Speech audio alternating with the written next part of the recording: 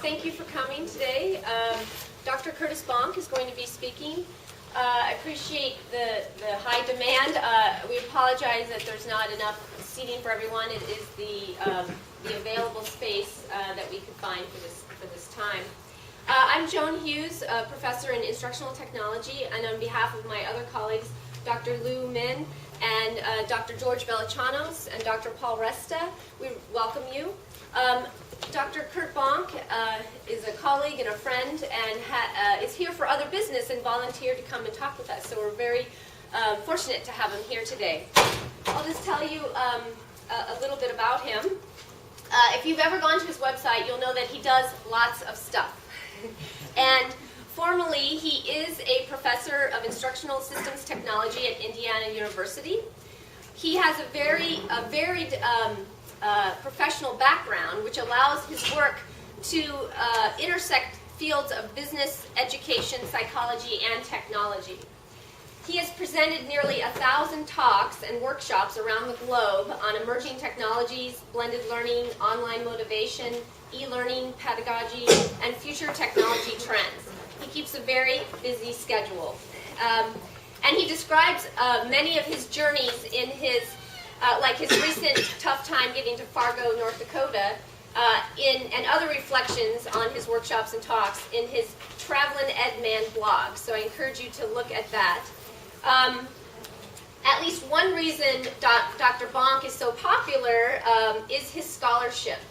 He has written more than 230 articles on all sorts of topics that range from online learning, massive multiplayer online gaming, wikis, blogging, open source software, collaborative technologies, etc.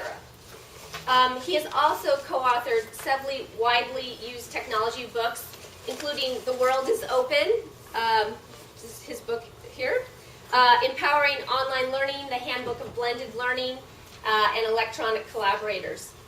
He's here today to talk about ideas that are contained in this book, The World is Open, which, as a firm believer in open education, Dr. Bonk also has authored a free ebook extension of The World is Open, which is available on the website worldisopen.com.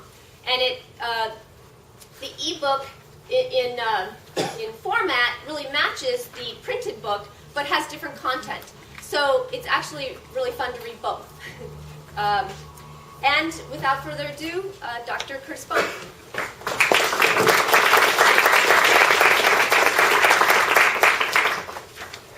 Well, it's great to be here in Austin and finally to speak on this campus. I've tried for over a decade, so to have such a great, warm reception here and to see my former student sitting in the audience now, a full professor, Dr. Lou Min, who's one of my favorite people of all times. When I was at West Virginia University, and she saved me on many occasions as a new professor there. I went to graduate students for many helps on how to teach, because I wasn't taught. As a former accountant or a CPA going into the field of education, I knew nothing about teaching and learning, and she had mastered many fields at the time.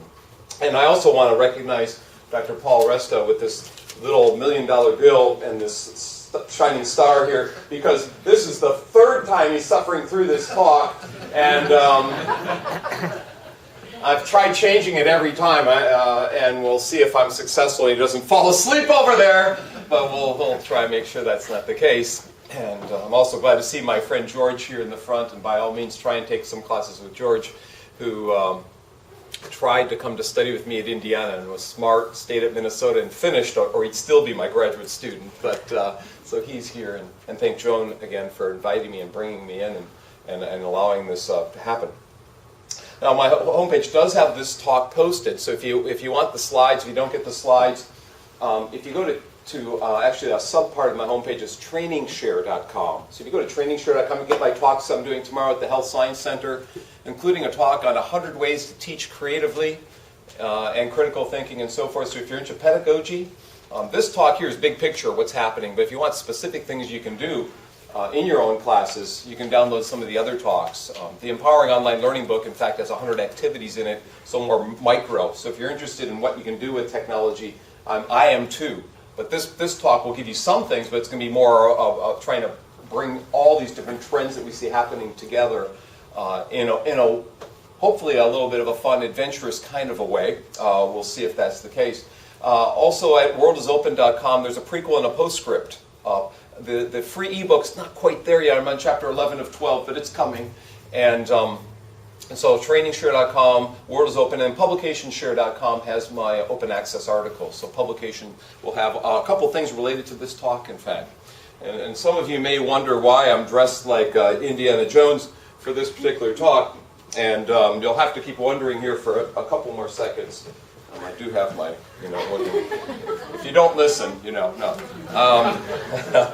I'm Indiana Curt, I guess. I'm an armchair Indiana Jones in Bloomington, Indiana, where it was snowing quite heavily when I left at 4 a.m. on Tuesday morning. I was really glad to head out of town. Now, I don't know if we have a dimmer switch for the front lights here, but if someone can find the light switch on the side, maybe we can. There is one over there on the side. But I spent a torturous journey of I think maybe a year and a half working on the book, World is Open book, and gave up television for a year, all my friends and so forth, and I ended up writing 2 books, and that's why there's going to be a free ebook. But this book is kind of an extension of Thomas Friedman's World is Flat. Have any of you heard of the book, The World is Flat? Okay. So a very popular book, and originally it was going to be an edited book, and I was going to get people who have changed the world to write chapters for the book, the heroes, gyros, and revolutionaries of the shared internet. And I'm going to go through some of these people here today so you can meet some of the people. I guess the point, how many of you are undergraduates here? And how many of you are graduate students? So we have a good mix. How many are faculties? And staff? Quite a mix, great. The point, I guess, of a lot of the book is that a lot of significant change can happen from one person. And just chatting with someone from Egypt earlier, where is he? In the back there. Hundreds of thousands of people going to his Facebook account to learn math during the swine flu epidemic in Egypt. And he did this all himself.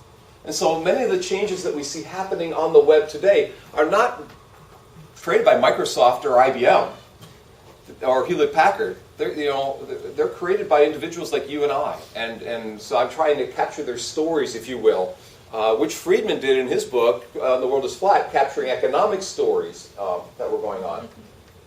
Now, you need to think about where you're headed as a student, as an undergraduate student, as a graduate student. Are you going to go into the corporate world? Are you going to go into education? Where are you going to go?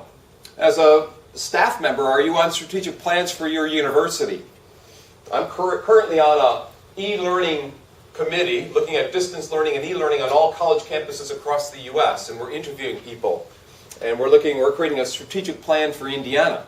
Now, Indiana's the #1 or #2 university for tech support.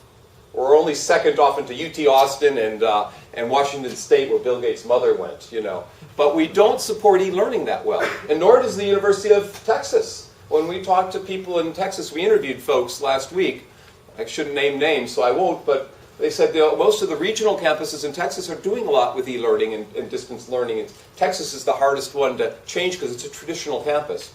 But last year, the growth rate of e-learning and online learning and blended was so tremendous that large campuses like this can no longer ignore it. State of Minnesota is mandating 15% of courses to be online by the year 2015. The state of Michigan is mandating all high school kids to have an online class to pass high school. The state of Florida is mandating K through 12 online learning for kindergarten kids through high school for every school district. When states start mandating this, faculties and staff and administrators can't ignore it anymore. It's mandated by the legislature. Unfortunately, it's got to be reactive instead of proactive. When SARS hit, China opened up to blended learning. When Katrina hit New Orleans, Sloan Foundation provided free classes for the Tulane students and other students in the New Orleans area. When the earthquake hit Western China, my friends were creating disaster relief courses on the web that were open access. When the tsunami hit America's Samoa last year, all sorts of online learning things were happening.